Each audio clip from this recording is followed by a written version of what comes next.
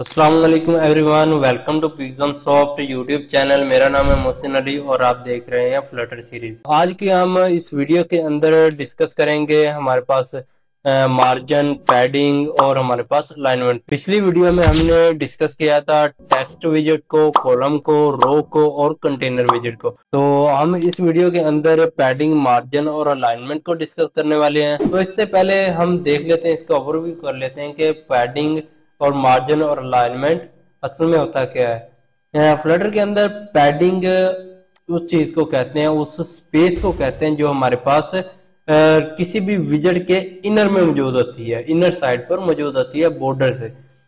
जो भी पैडिंग है या मार्जिन है, ये दोनों चीजें बॉर्डर से ही स्टार्ट होती हैं, लेकिन पैडिंग हमारी इनर साइड की तरफ होती है और जो मार्जिन है वो हमारी बाहर की साइड की तरफ होता है। किसी भी विजेट का, किसी टेक्स्ट का अगर हमने मार्जिन लगाया तो वो हमारे पास बाहर में शो होगा।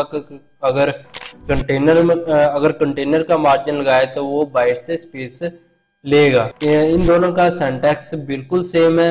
यहाँ पर एज इंस्टेंट लिखेंगे और डॉट अगर हमने ओनली किसी एक साइड को सिर्फ स्पेसिफिक देना तो यहाँ पर हम ओनली देंगे। अगर हमने ऑल साइड पर देना तो हम यहाँ पर आज देंगे। बहरहाल हम इसे कोडिंग के अंदर डिस्कस करते हैं। मार्जिन पैडिंग की तरह काम करता है, लेकिन ये हमारी किसी भी विजेट के आउटर साइड की तरफ मौजूद होता है। अलाइनमेंट एक ऐसा विजेट है जो कि हमारी स्क्रीन पर हमारे जो टेक्स्ट है या विजेट है वो हमारी पोजीशन को जाहिर करता है कि हमारा जो विजेट है वो सेंटर में रहेगा, लेफ्ट पर रहेगा या राइट पर रहेगा, या टॉप राइट। इसके अंदर और भी प्रॉपर्टीज होती हैं, top right, top left, bottom right, bottom left, इस तरह की प्रॉपर्टीज भी इसके अंदर मौजूद होती हैं। इसके बाद ये सेंटर विजेट है। सेंटर विजेट एक ऐसा विजेट है जो किसी कंटेनर को, किसी भी टेक्स्ट को, किसी भी विजेट को उसके पेरेंट के सेंटर में ले आता है। मीन से कि एक कंटेनर है, उसके अंदर टेक्स्ट है और कंटेनर वो एक स्क्रीन की साइड पर मौजूद है। तो जैसे ही हम सिर्फ टेक्स्ट पर सेंटर अप्लाई करेंगे तो ये हमारे पास जो कंटेनर है वो हमारी स्क्रीन के सेंटर में नहीं आएगा, लेकिन जो हमारा टेक्स्ट है वो हमारे जो कंटेनर की सेंटर में आ जाएगा, क्योंकि टेक्स्ट का पेरेंट कंटेनर है और कंटेनर का पेरेंट हमारी स्क्रीन स्कैफोल्ड है। तो ये हमने जब टेक्स्ट पर सेंटर लगाएंगे तो ये सिर्फ कंटेनर के सेंटर में ही आएगा। हम चले जाते हैं यहाँ पर कोडिंग पर। तो कोडिंग के अंदर हमारी ये पिछली क्लास का कोड इस टाइम रनिंग में, हम इसे कमेंट कर देते हैं। यहाँ पर हम इसे कमेंट कर देंगे। हम देख रहे हैं पैडिंग को और मार्जिन को और इसके बाद अलाइनमेंट को। यहाँ पर हम एक कंटेनर बनाएंगे। कंटेनर का हम कलर रेड कर देते हैं। जैसे ही हम इसे रेड करेंगे तो ये हमारे पास ये पूरे का पूरा रेड हो गया। हम इसकी हाइट और विड्थ दे देते हैं, बल्कि हम सिर्फ हाइट ही देते हैं क्योंकि हमारे पास यहाँ पर हमें बहुत चीजें देखने को मिलेगी। हम इस पर यहाँ पर बॉर्डर लगा देते हैं, क्योंकि हमारे पास यहाँ पर बॉर्डर जब हम लगाएंगे तो हमें पैडिंग और मार्जिन का असल फर्क समझ में आएगा।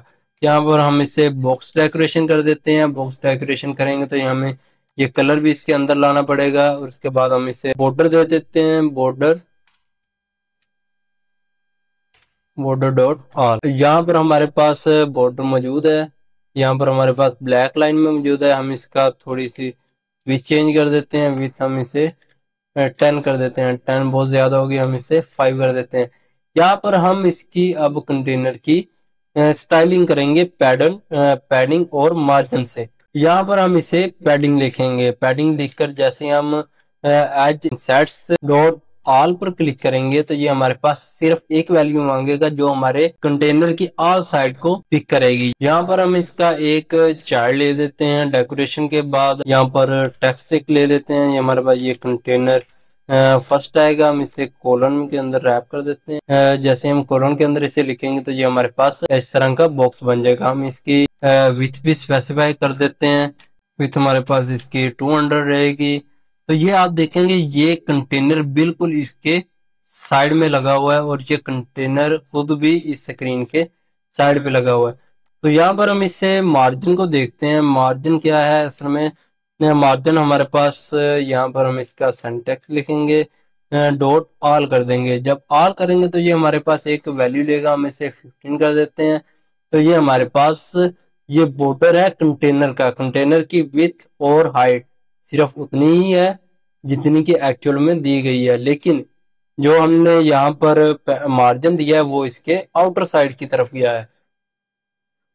जो आउटर साइड की तरफ गया है। अब इसके बाद यहाँ पर ये डॉट आल था, हम इसे अरेज कर देते हैं। डॉट जीरो करेंगे तो ये बिल्कुल जीरो रहेगा और ये बाय डिफॉल्ट जीरो ही होता है। अगर हम इसे यहाँ पर सिमेट्रिक कर देते हैं तो ये हमारे पास दो चीजें लेगा, या तो हॉरिजॉन्टल लेगा या हमारे पास वर्टिकल लेगा। अगर हम वर्टिकल को यहाँ पर 10 कर देते हैं, ये दोनों भी सेम एक टाइम पर आ सकती हैं।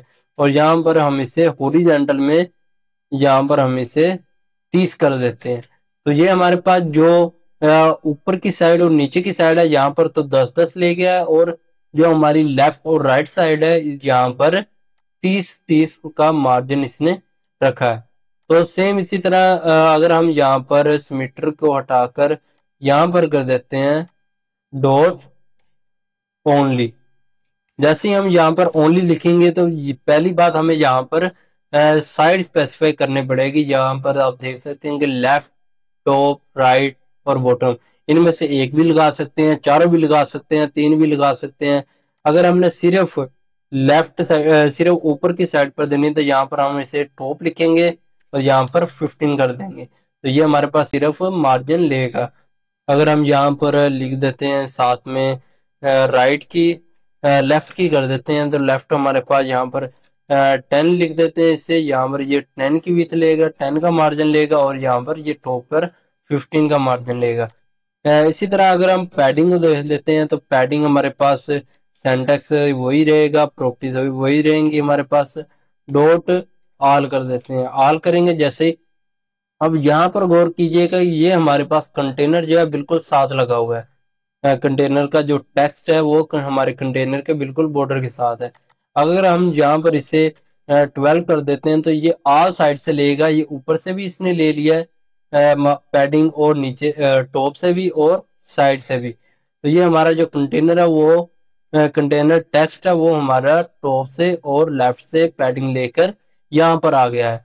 लेकिन अगर हम इसे यहाँ पर सिर्फ ओनली करते हैं तो ओनली हमारे पास, अगर हम यहाँ से टॉप पर कर देते हैं तो टॉप से ही लेगा और ये हमारा बिल्कुल साइड पर लग चुका है। यहाँ पर हम इसे अगर लेफ्ट कर देते हैं तो ये सिर्फ लेफ्ट से लेगा और टॉप की तरफ से बॉर्डर के साथ चिपक जाएगा। तो ये कुछ चीजें थी मार्जिन और पैडिंग के हवाले से। इसकी same properties dot only, dot all, dot symmetric तकरीबन मार्जिन से मिलते जुलते हैं।